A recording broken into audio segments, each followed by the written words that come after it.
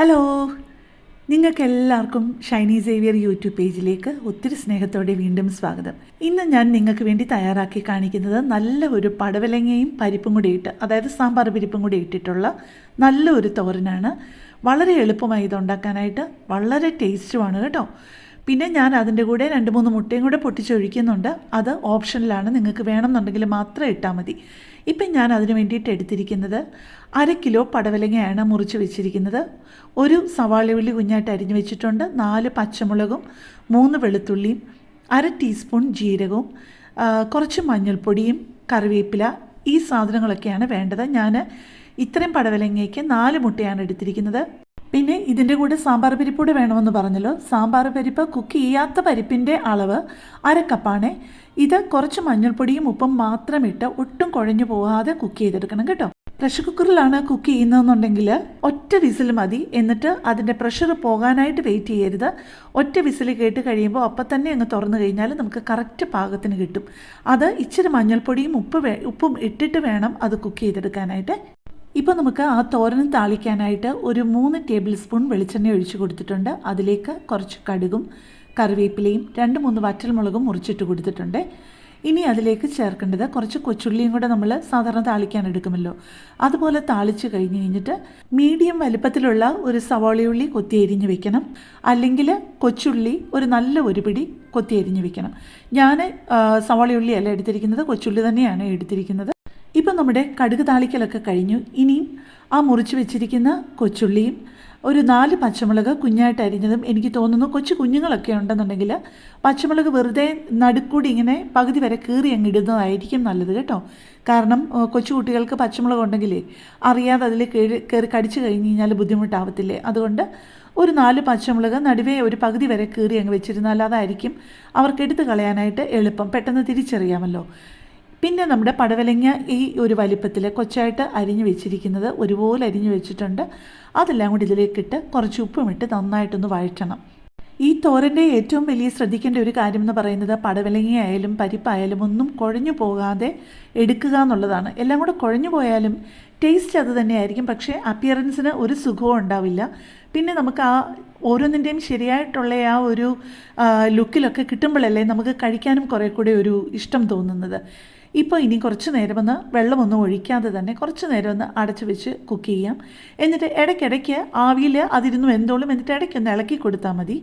എന്നിട്ട് വീണ്ടും കുറച്ച് നേരം ഒന്നിങ്ങനെ നടുക്കോട്ട് തട്ടിപ്പൊത്തി വെച്ചിട്ട് വീണ്ടും കുറച്ച് നേരം മൂടി വെച്ച് വേവിക്കുക. അപ്പോൾ ആവശ്യത്തിന് കുക്കായി കഴിയുമ്പോഴേക്ക് പിന്നെ നമുക്ക് അരപ്പരച്ചതുണ്ടല്ലോ.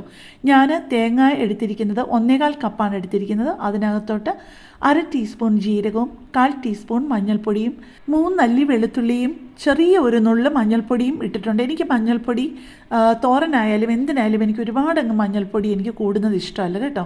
അതിട്ട് തോരനടിക്കുന്നത് പോലെ ചെറുതായിട്ട് ഒന്ന് അടിച്ചെടുത്തുകൊണ്ട് വന്നിട്ടുണ്ട്. പിന്നെ പടവലങ്ങ പരുവത്തിന് വെന്ത് കഴിഞ്ഞപ്പോഴത്തേക്ക് അതിൻ്റെ നടുഭാഗം മാറ്റി ആ അരപ്പ് അങ്ങോട്ട് നടുക്കോട്ട് വെച്ച് കൊടുത്തിട്ട് ആ പടവലങ്ങ കൊണ്ട് അങ്ങോട്ട് മൂടി അങ്ങനെ കുറച്ച് നേരം ഒന്ന് വെച്ച് കഴിയുമ്പോഴത്തേക്ക് ആ ആവിയിലിരുന്നിട്ട് ആ അരപ്പ് കുറച്ചൊന്ന് വേകും.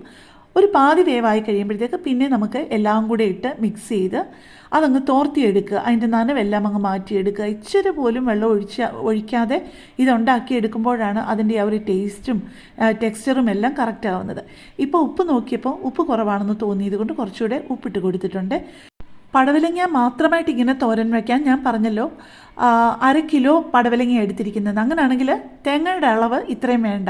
ഞാൻ പറഞ്ഞല്ലോ 1/2 കപ്പ് കുക്ക് ചെയ്യാത്ത പരിപ്പ് കുക്ക് ചെയ്തെടുത്തിട്ടുണ്ട്. അതും കൂടെ ആകുമ്പോഴേക്ക് ഇത്രയും തേങ്ങ വേണം കേട്ടോ. പിന്നെ പരിപ്പ് കുക്ക് ചെയ്ത് കഴിഞ്ഞിട്ട് ആ പ്രഷർ കുക്കറിൽ വെള്ളം ഉണ്ടെന്നുണ്ടെന്നുണ്ടെങ്കിൽ ആ വെള്ളം അങ്ങ് ഊറ്റിക്കളഞ്ഞിട്ട് അതിൻ്റെ വെള്ളമയം ഒട്ടുമില്ലാതെ വേണം ഇതിലേക്ക് ചേർക്കാനേ, അല്ലെന്നുണ്ടെങ്കിൽ അത് വല്ലാതെ കുഴഞ്ഞു പോകും. ഇതിനിടയ്ക്ക് ഞാനൊരു കാര്യം പറഞ്ഞോട്ടെ. എൻ്റെ ഈ വീഡിയോയും എൻ്റെ ഈ ചാനലും ഒക്കെ ആദ്യമായിട്ട് കാണുന്ന ആരെങ്കിലുമൊക്കെ ഇപ്പോൾ ഉണ്ടാവുമല്ലോ. ഉണ്ടെങ്കിൽ നിങ്ങൾ എൻ്റെ ചാനലൊന്ന് പോയി ചെക്ക് ചെയ്യണേ. ഒരുപാട് നല്ല വ്യത്യസ്തമായിട്ടുള്ള റെസിപ്പികളുണ്ട്. അപ്പോൾ നിങ്ങൾക്കതൊക്കെ ജീവിതത്തിൽ പ്രയോജനപ്പെടാതിരിക്കത്തില്ല എപ്പോഴെങ്കിലും കേട്ടോ. ഇനിയിപ്പം ഞാൻ എടുത്തിരിക്കുന്നത് 4 കോഴിമുട്ടയാണ് എടുത്തിരിക്കുന്നത്. അതിലോട്ട് കുറച്ച് ഉപ്പും കൂടി ഇട്ട് നന്നായിട്ടൊന്ന് ബീറ്റ് ചെയ്യാൻ പോവുകയാണേ. പിന്നെ നിങ്ങൾക്ക് ഈ മുട്ട അതിനകത്ത് ചേർക്കേണ്ട യാതൊരു ആവശ്യവുമില്ല. പക്ഷേ ആ മുട്ടയും കൂടി ചേർത്ത് കഴിഞ്ഞാൽ കുറച്ചുകൂടി നല്ലൊരു ഫ്ലേവറാണ് കേട്ടോ.